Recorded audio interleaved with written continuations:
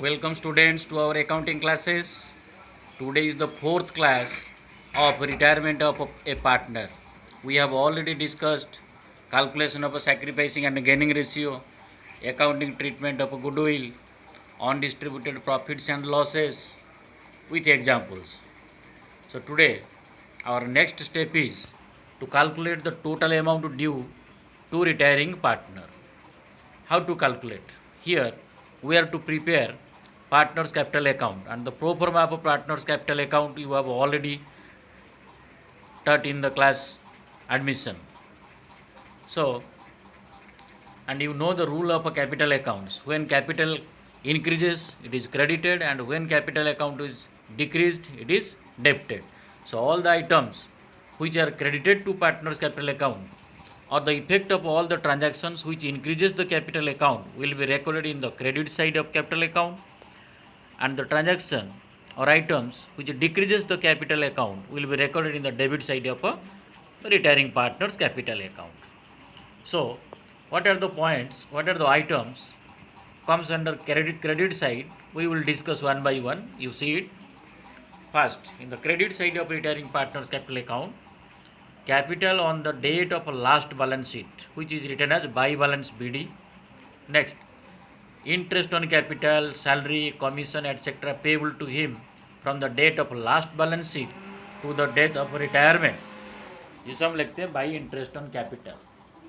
Next point, his share of goodwill of the firm. For share of goodwill, we have passed journal entry like gaining partners capital account debited to retiring partner.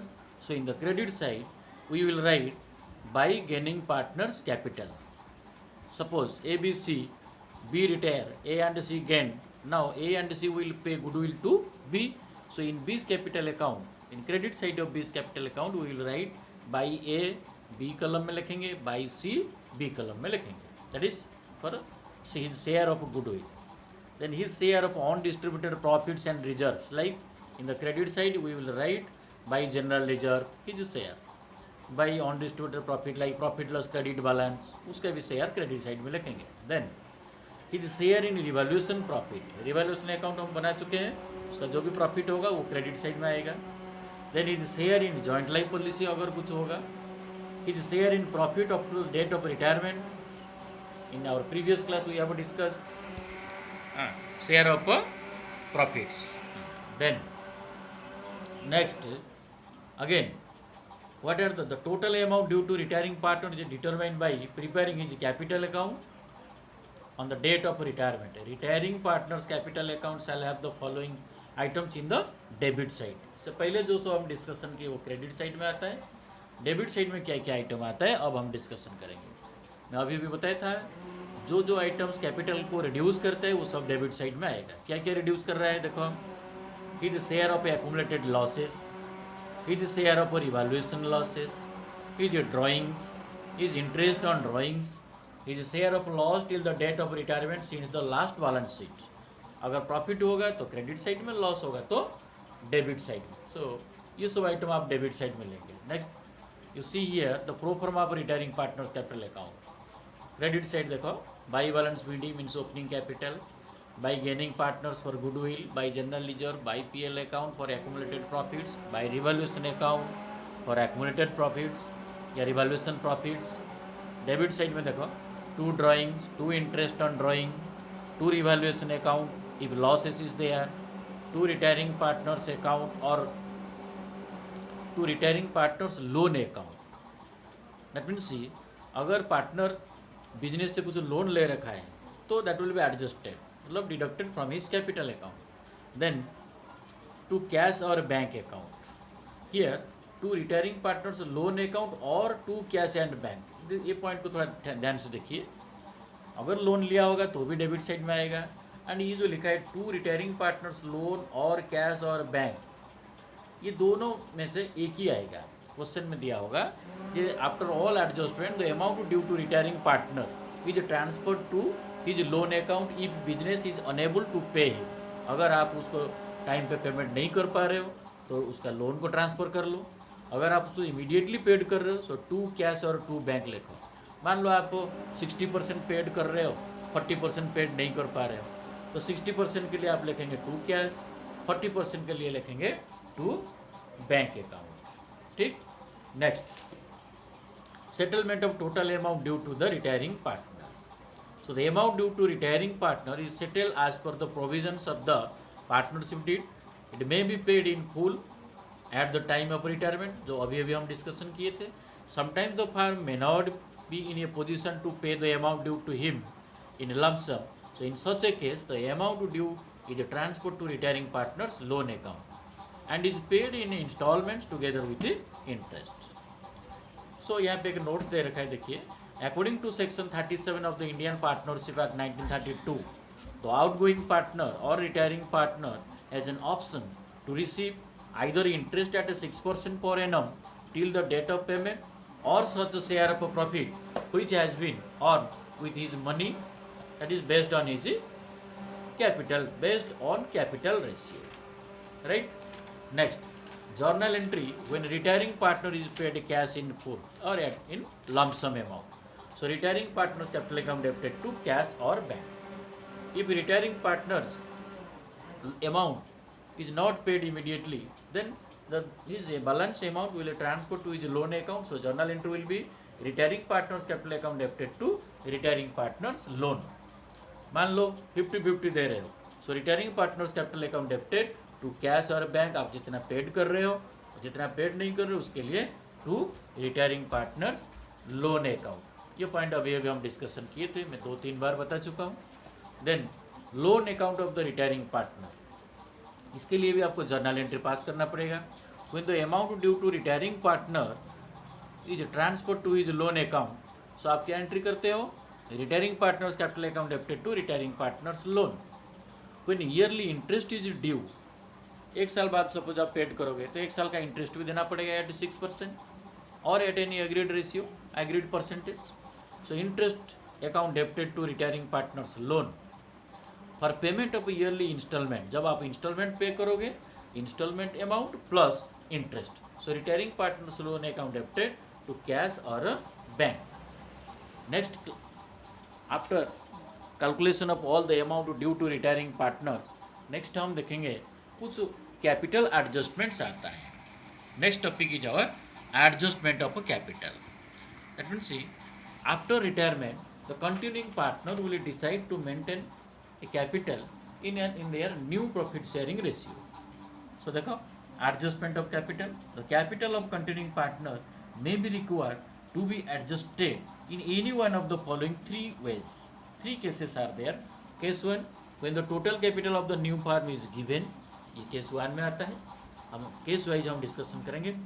And in case 2, when the total capital of the new firm is not given, and case 3, when the retiring partner is to be paid through cash brought in by the continuing partner in such a way as to make their capital proportionate to their new profit sharing ratio. ये 3 cases को हम एक एक करके अभी discussion करेंगे। देखिए case 1 में देखिए, when the total capital of the new firm is given, it is very simple. आपको क्या करना है, टोटल कैपिटल मतलब suppose A, B, C are 3 partners.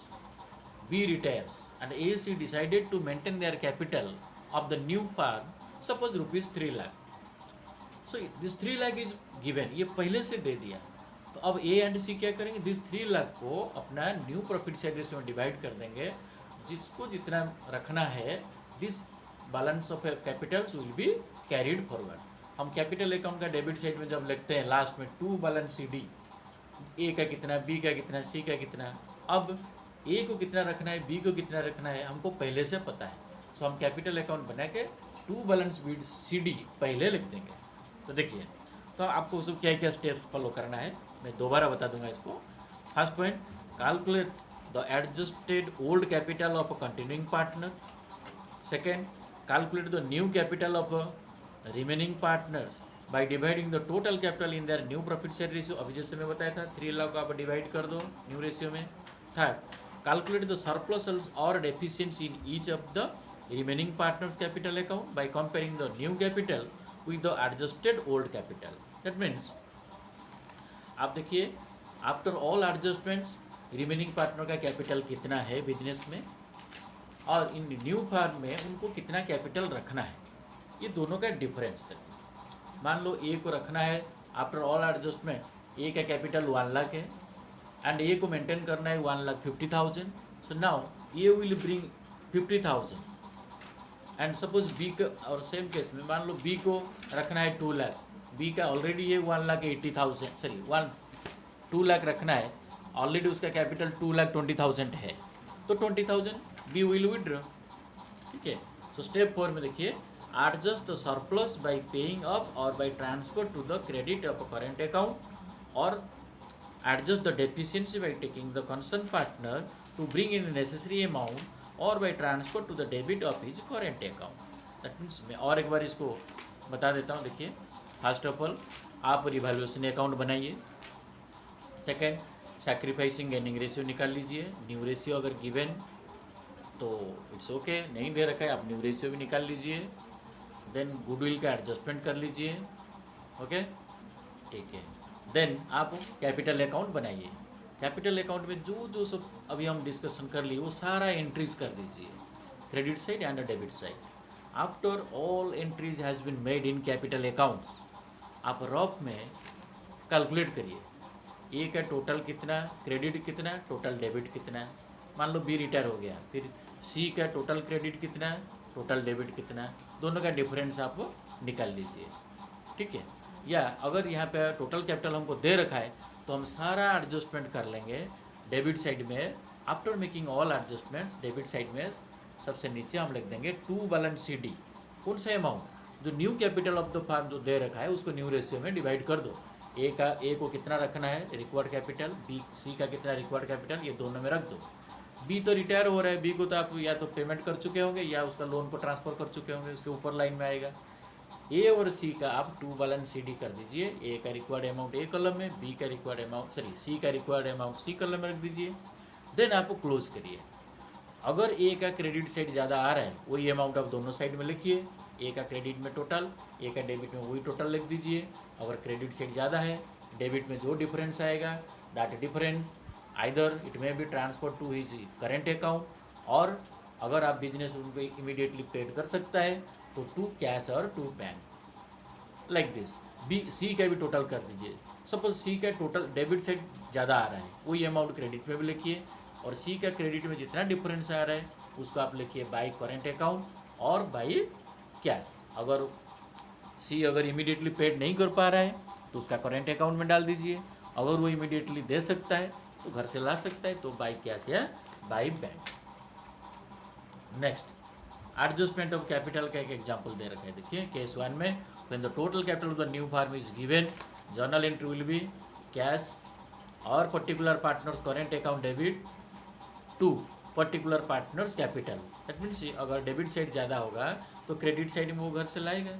So in case the वही लिखा है, देखिए in case the adjusted old capital is less than the new capital. That means required capital से उसका कैपिटल अगर कम हो रहा है तो वो घर से लाएगा। उसके लिए क्रेडिट साइड हम एंट्री में अभी बताया था बाई कैश या by current account. In case the adjusted old capital is more than the new capital, मान लो उसका एक्चुअल कैपिटल जैसे मैं बी का बताया, सी का बताया था जो एडजस्टेड कैपिटल 2,20,000, जबकि सी को रखना है 2 लाख, तो 20,000 वो विड्रॉ कर लेगा। तो उसके लिए एंट्री होगा पर्टिकुलर पार्टनर मीन्स सी है, अभी सी का ज़्यादा हो रहा है, या particular partners capital account debited to cash और टू हिज करेंट अकाउंट। तो इसके लिए एक हम क्वेश्चन लेंगे, क्वेश्चन डिस्कशन करेंगे। P, Q and R were partners in a firm sharing profits and losses in the ratio of 4:3:2 respectively. Q retire, बीच वाला जा रहा है on 31st March 2019 when the capital of P, Q and R after all necessary adjustments show a credit balance of rupees 19,000, 20,000 and 9,000 respectively. The entire capital of the newly constituted firm is fixed at rupees 30,000 between P and R in proportion of 5/8 and 3/8. That means 5:3, and here 5:3 is their new profit sharing ratio. So after passing in the entries in their old accounts for adjustments, calculate the actual cash to be paid up or to be brought in by the remaining partners and pass necessary journal entries. तो देखिए कितना बढ़िया से यहाँ हम discussion किए, समझा दिया। देखिए new capital of the firm कितना 30,000 और new ratio of P and R कितना 5:3 5:3। नेक्स्ट देखिए P and R Q retire हो गया, न्यू और required capital of P and R 30,000 को 5:3 में डिवाइड कर दो।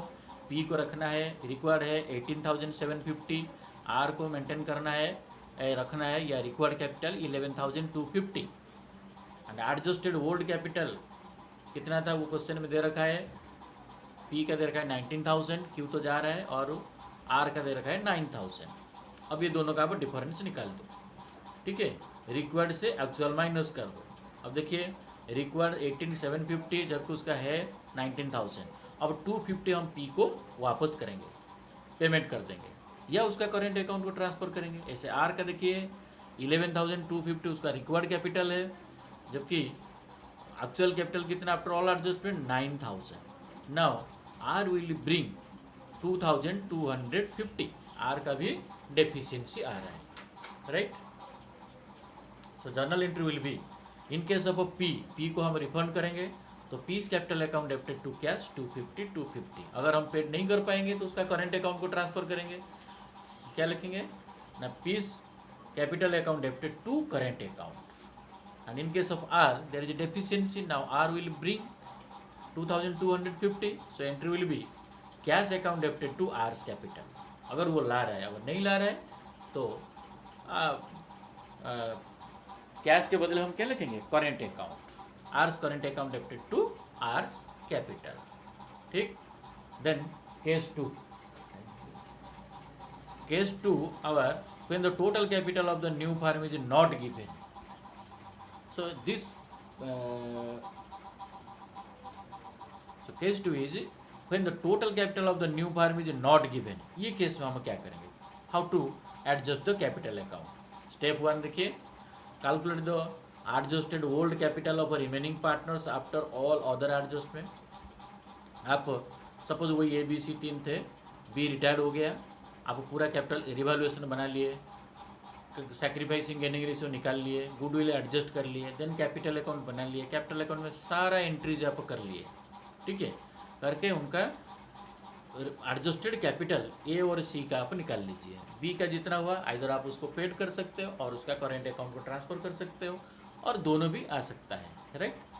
देन ए और सी का एडजस्टेड कैपिटल आप निकालिए। कैसे निकालेंगे, total credit of A minus total debit of A, ऐसे सी का total credit side minus total debit side, दोनों का एडजस्टेड कैपिटल आ गया। स्टेप 2 में calculate the total capital of the new firm.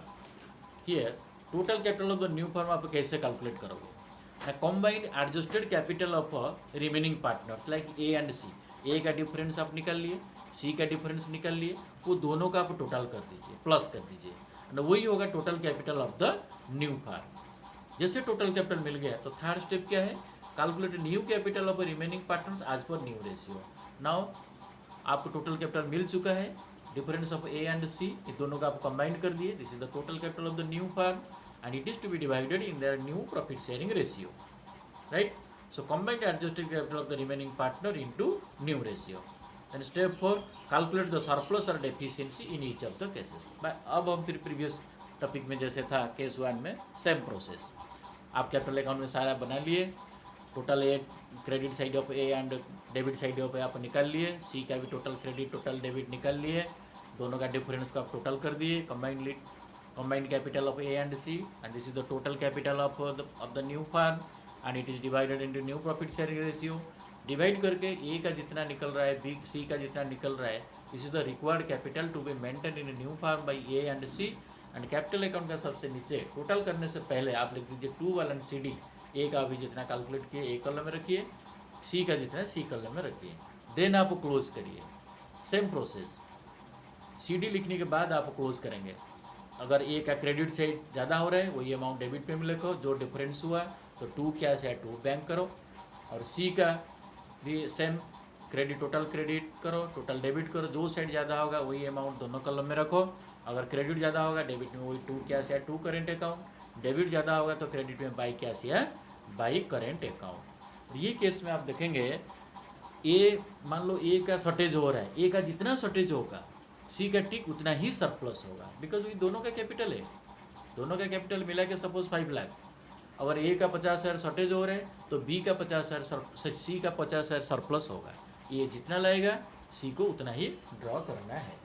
हाँ ठीक है, अब तो हम 2 केसेस डिस्कशन कर लिए और एक केस रह गया, that will be discussed in our next class. आप लोग थोड़ा बढ़िया से ध्यान से इसको समझिए। ठीक, थैंक यू।